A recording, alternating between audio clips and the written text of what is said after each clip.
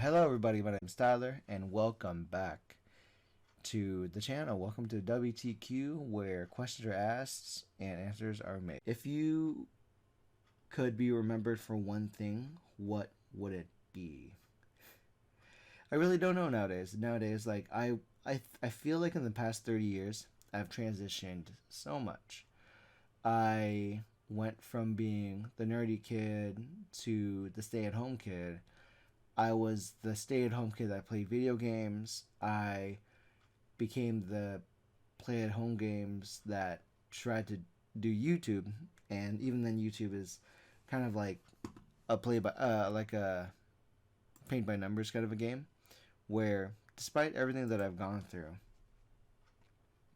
I tried doing YouTube back in 2015, and it's 2022. 7 years since I've tried. I'm not in the place where I thought I would have been, but that's also because, in some hindsights, the playing the game that is YouTube requires today like a lot of clickbait. It requires a lot of baiting people, and you're playing the hottest trends immediately. And I haven't done that. Like the entire time that I've done YouTube, I've played games and I've made content that were personal to me. And trying demos of other games was definitely a fun experience because that gave me exposure to other kinds of video games. But I just want to be remembered to as someone who tried to do better. Like with my in case in point, like when I did the whole Amway MLM thing, on my own, I made the effort to disconnect myself and separate myself from it. I tried to do better with myself when I realized my life at home with my parents was very toxic. So with my dad's help, I made the effort, and I did the effort of moving out, and I am very grateful.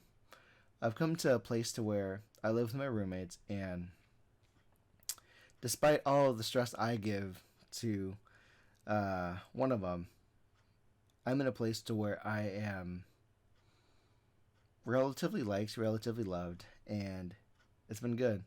It's been good for the most part. I've been trying to do better with myself, and I can definitely say that in the 10 years since it's now that I think about it, yeah, I'm turning 30, and my 19-year-old, me and my 19-year-old self would have been like going through a different conversation. I probably would have told them, yeah, start YouTube early. If you get in trouble posting, it was worth it because you're out in public.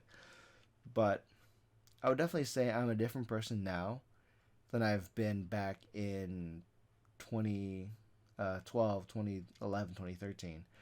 Going into 2013, 2023, it's definitely a weird situation where the decade really did change for me, and I think processing the suffering that I've been going through certain amounts of stress and knowing that I had to do better and moving to that path that way, that was very good. I'm really happy that I've gone to the place where I am because I took the time to try. I tried getting out of my parents' place because it was toxic, and I'm in a better place now. I tried this graveyard. I'm working one job instead of two jobs because I took the leap of faith, and I'm very thankful for it. I'm very thankful for a lot of things in a lot of places, and I would just that I tried to do better. I want to be remembered by people in that way for my tenacity and my perseverance, because I can definitely do better now. I can definitely I can definitely put the effort to try to get a different job or actually work during the daytime, because during the daytime is where most of my friends live. Most of my friends live in an environment to where they work during the day, they come home at night, and ta-da. I work at night, and when my friends are out they're I'm kind of asleep, and it's a little bit sweet though. But I think my next transition will be just trying to get a day job that pays me as well as my current job does. So for my perseverance. There's other questions too, and then I have like about 15 minutes before. Ignore me, ignore me. I'm trying to spend the first hour just talking and making the podcast. So if you guys don't know, this is the behind the scenes of what I'm trying to do. What is the best compliment you've ever gotten? Honestly, the best compliment you could ever get from somebody is thank you. Thank you is a really powerful thing to be said. Case in point, one of my, I had, there's been many times where parents have said thank you to me, and that would always come from a place of being a role model for my students. So I taught kids how to swim for 6 years, 6+ years. From 6 months to 60 plus, I taught people how to swim. And a lot of the times there's been people that were very thankful that I had the time and patience to deal with their kid, or I had the time and patience to deal with a high schooler or an adult that really wanted to swim, but they were very embarrassed to be in the space because I feel like oftentimes people are worried about how they're treated when they're in the space of aquatic education. And very easily, people can get embarrassed for how they act in the water.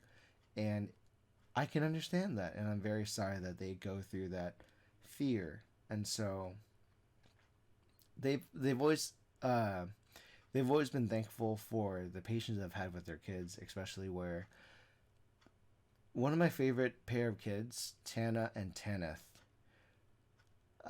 they are like 7 and 5 at the time that I remember them. So they should be in middle school right now or going into it. And I'm very scared and excited for them because by now I believe Tana is going to be starting high school soon. And I'm very worried about Tana and very worried about Tanith because being in this era of post-COVID, I don't know how grade school was affected. I don't know how high school and middle schools are affected, but they're going into an environment where where all these social medias, TikTok, Twitter, Instagram, YouTube, Facebook, that's a very loud noise in their lives, and that's a very loud white noise within their lives. And they will have phones. They will have phones. And I'm very thankful that when they were kids, they were appreciative and like were good to each other when I asked them to be, and the parents were thankful that I gave them like some advice that was a different perspective from what they've been trying to tell them. Because let me tell you, I can understand the stress that comes from a parent trying to give them one message and somebody else that's not the immediate parent giving them something that's digestible but it's the same message as their parent. So I'm very glad, but I'm also very stressed out because Tana and Tenneth are in an environment where we have these loud noises from social media. And God, these kids, I'm hoping these kids are okay because things can get very cancel culture very quickly on Twitter or on any social media, Reddit, 4chan, Parlor. Things like that are very easy to be influenced by when you're that young of a child.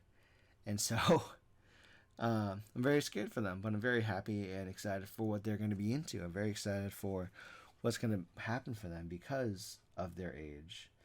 They're going into it knowing what to do almost immediately when they grab a new phone or when they see technology that like would perplex me at their age. When I was 12 or 13, I just cared about if I was going to get the chance to play more Yu-Gi-Oh! Or if I got a chance to get the next Power Ranger toy. Those are my concerns when I was 12, going into 13. And then for me to be going into middle school and high school, I was very scared about people liking me because I had a lot of controversy. I had a lot of negative feedback because when I was in middle school, I was very bullied. Me and a few kids were bullied by like two other dweebs that um, would bully us for playing Yu-Gi-Oh in the library. And so one of the times, that same dweeb grabbed one of my containers that held my cards, threw it on the ground and stepped on it, and then was trying to, and then in order to avoid that confrontation, he said, "I'm sorry," and then he tried to give me a deck box that was somebody else's, that was my friend's, and so I think I got violent because he did something that was personal to me, that was an attack to me, and then we went to the principal's office or whatever, and so written apologies aside, he wasn't apologetic. Fast forward to freshman year, he was in the football team watching a game, and like he didn't play the sport that year. So when he saw me and I saw him, he said, "Yeah, didn't I?" He was like, "Yeah, didn't I know you from school?" And I said, "Yeah," and he did. He apologized for how he was, and he expressed how football put him straight. But it's neither then or here. Like, I'm just disappointed that he reacted that way. As a 13-year-old, he's 13, 14. And kids can be very violent to each other very quickly. Could you imagine with the ability to have technology? It gets very violent very quickly, and you can cause someone more mental damage than you would back in my day. Back in my day, it was as easy as taking our cards and shit and just bullying us for playing a kid's card game at school when we should be reading or studying. But I was lucky enough that the librarian gave us a ground rule to be like mindful of other people, but we were very quiet. We were very quiet playing our card games, and we bonded with other people.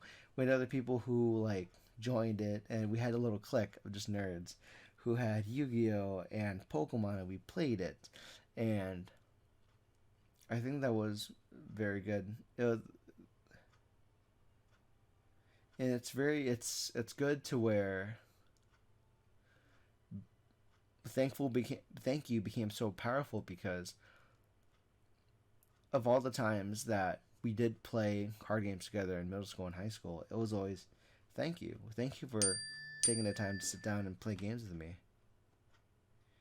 And it was very good that I had the chance to really be a part of a clique, be a part of a thing. Haven't thought about that in a while. But I am thankful for my experiences and just everything. But despite the fact that like nowadays I wish I hung out. I wish I had the chance to really connect with those same people anymore. Like nowadays, the only people that I remember from those days is Dominic and Justin. They have a podcast, Seattle Arena. What was it? Sorry. Their podcast is very. I'm trying to remember it. I'm trying really hard to remember their podcast, but they're called the Seatown Arena podcast, and I wish they would post again, like, or do whatever, but I'm just very happy that I still talk to Dominic and Russell and Justin, so I'm very happy for that. Very happy that like it panned out to where 15 years later we still talk, and that's really good. And I still like I would support and share their posts and whatnot. So what can I say? I'm very happy for those. Another question. An insult. What's an insult you've received that you're proud of? I mean, insults are very. I don't know how to better really answer that question because I've had experience of being bullied a lot, and I think one of the best experiences of being insulted, I guess I guess I can say this right now because I guess I don't know because insult means when you insult somebody, you're trying to attack them and their character, and probably my stone face, the stone face of my the stone cold and or like the unreactedness of myself is probably like a good insult to be proud of, just because I'm. It's hard to rile me up nowadays. I'm very happy that I've come to a point to where it's hard to bait me to be angry. It's hard to make me upset. The only time I've ever been properly upset is when someone insults my family, insults my friends, or me. But if it's about me and you don't know about me and you say things, it's not gonna bother me anymore. If you're insulting me and my character, it's won't insult me as much. But I do get more upset if you're insulting my roommates, my family, a friend that I know. Like hey yo, you gotta stop that. That's someone personal on me. You better stop that right now. That kind of a thing. And I don't get to experience it as much anymore because most of the time I'm just working to go home because I work 12, 11-hour days there. 10, 8, 11-hour days at that job. And so I don't really have I don't have much time nowadays to really go hang out. I would love to hang out with my coworkers, but uh, if they don't invite me out, then I have to be okay with that. Then that's their loss. That's their loss. But uh, probably another big insult would be assuming that I'm busy. Would be assuming that I shouldn't be invited to be bothered. And yeah, in some cases that's a good.